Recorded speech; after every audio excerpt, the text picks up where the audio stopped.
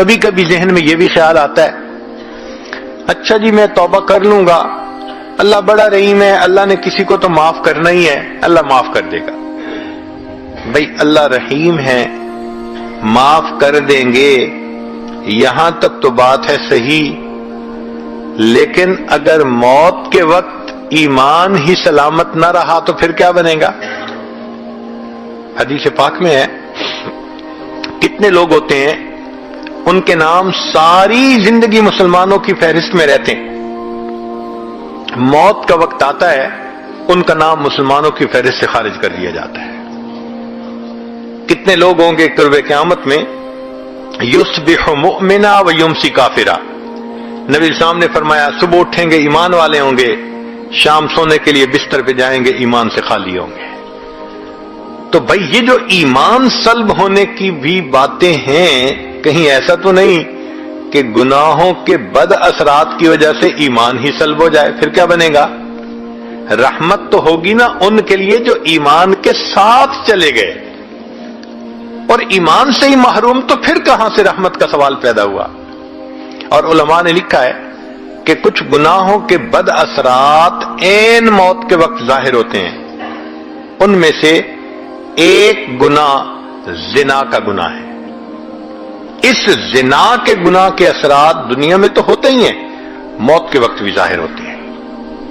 میں نے ایک مرتبہ حضرت مرشد عالم رحمۃ اللہ علیہ سے یہ بات پوچھی، حضرت میں چھوٹا بھی ہوں، کم علم بھی ہوں، ناسمجھ بھی ہوں، تو مجھے کچھ باتیں نہیں سمجھ میں آتی، آپ اگر اجازت دیں تو میں آپ سے پوچھ لیا کروں۔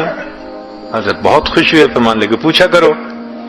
تو میں نے یہ سوال پوچھا کہ حضرت تلبیس ابلیس کتاب میں ایک واقعہ پڑھا ہے، ایک حافظ قرآن تھا جس نے کہ بد نظری کی، شہوت کی نظر کسی پر ڈالی، اور اس کی وجہ سے 20 سال کے بعد وہ قرآن پاک سے محروم ہو گیا، قرآن پاک سینے سے ہی نکل گیا۔ تو میں نے کہا کہ حضرت اس ایک مرتبہ کسی غیر کو دیکھنے پر اتنی بڑی محرومی کہ قرآن پاک سے محروم ہو گیا، یہ تو بہت بڑی سزا ہے۔ تو حضرت نے فرمایا اصل میں یہ اللہ کی غیرت کا معاملہ ہے۔ وہ کیسے؟ کہ اللہ تعالیٰ چاہتے ہیں میرے بندے، نعمتیں میں نے دیں، پیدا میں نے کیا، اب تیرا دل میری محبت کے لیے وقف ہونا چاہیے، یہ میرا گھر ہے۔ جب ہم اپنے دل میں اللہ کی بجائے کسی غیر محرم کو بساتے ہیں اور اس کی محبت دل میں لاتے ہیں، اب کسی عورت کے گھر ذرا کسی اور عورت کو لا کے بٹھاؤ نا، پھر دیکھو وہ کیسے ریئیکٹ کرتی ہے۔ تو فرمایا یہ اللہ کی غیرت کا معاملہ ہے، اور اللہ کو جب غیرت آتی ہے پھر اللہ تعالیٰ کوئی بھی سزا دے سکتے ہیں۔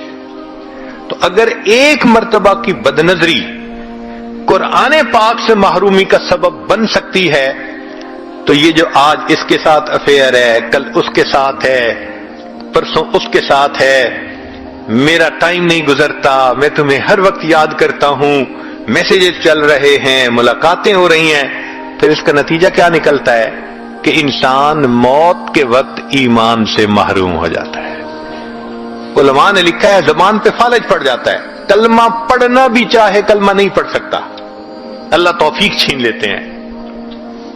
تو اس لیے ایسے گناہوں سے توبہ کرنی فی الفور ضروری ہے۔